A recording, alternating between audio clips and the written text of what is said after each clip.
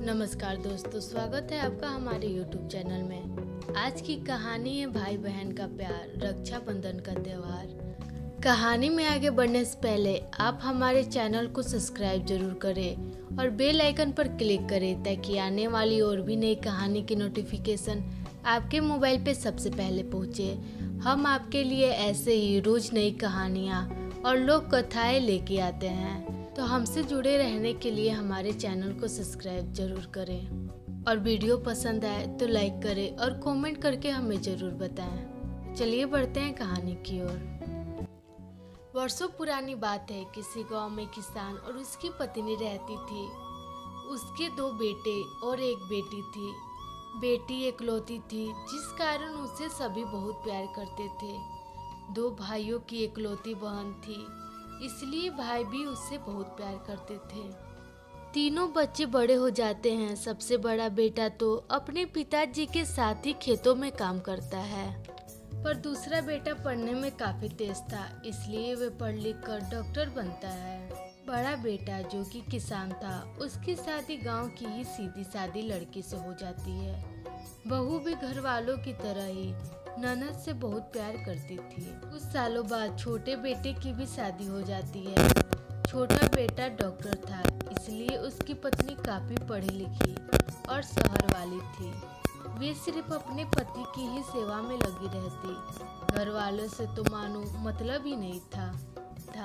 ऐसे ही दिन बीतते गए। अब छोटी बेटी की भी शादी हो गई। शादी के बाद बहन रक्षाबंधन में पहली बार अपने भाइयों से मिलने मायके आने वाली थी। बड़ी बहू ने अपने पति से बोला, आपकी बहन शादी के बाद पहली बार मायके आ रही है, आप उनको कुछ अच्छा सा तोहफा भेंट में दे देना, नहीं तो उनके ससुराल वाले यही बोलेंगे कि बेटी पहली बार मायके गई और मायके वालों ने खाली हाथ ही भेज दिया। तभी बड़ा भाई बोलता है, पर हमारे पास तो इतने पैसे भी नहीं कि मैं कुछ अच्छा तोहफा दे सकूं। बड़ी भाभी बोलती है, हमारी शादी में मेरी माँ ने मुझे सोने की बालियां दी थी, जो आपकी बहन को शुरू से ही काफी पसंद थी, हम वही दे देंगे। तभी छोटा भाई अपने पत्नी से बोलता है, मेरी लाडली बहन शादी के बाद पहली बार आ रही है, मैं सोच रहा हूँ कि कुछ महंगा सा भेंट करूँ। महंगे तोहफे के नाम सुनते ही पत्नी तुरंत बोलती है, अरे नहीं नहीं, मेरे पास इतने महंगे महंगे साड़ियाँ रखी है, उन्हीं में से दे देंगे। पत्नी दौड़कर जाती है और साड़ियों का बंडल ले आती है, जिसमें से वह सबसे महंगी साड़ी अपने पति को दिखाती है। पति को भी साड़ी अच्छी लगती है। बहन मायके आती है।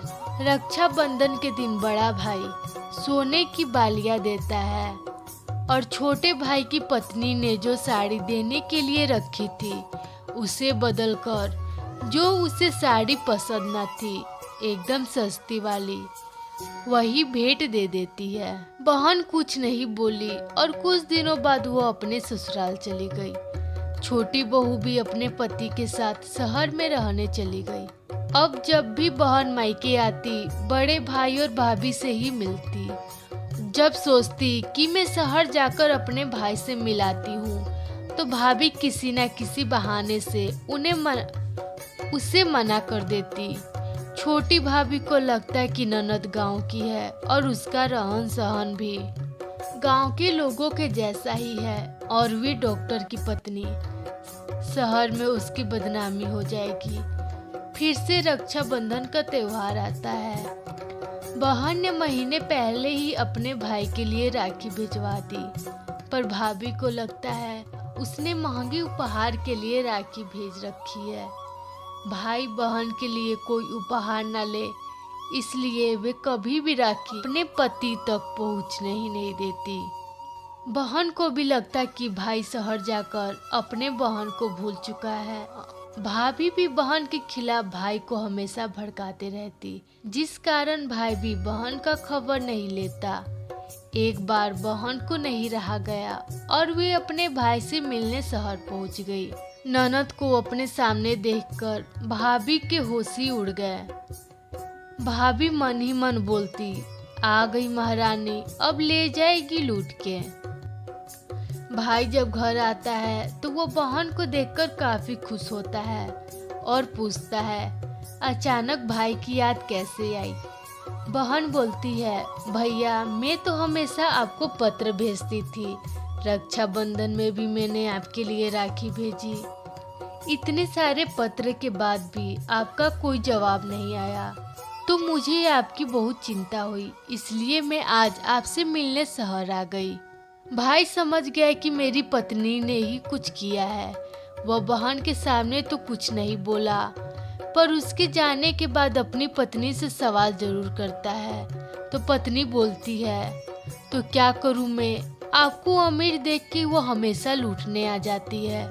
तो पति बोलता है, शायद तुम भी अपने मायके उपहार के लालच में ही जाती होगी, तो आज से तुम अपने मायके नहीं जाओगी और ना ही तुम अपने भाइयों से मिलोगी और मैं अपनी बहन से नहीं मिलूंगा। पत्नी को सारी बातें समझ में आती है और वे अपने पति से क्षमा मांगती है।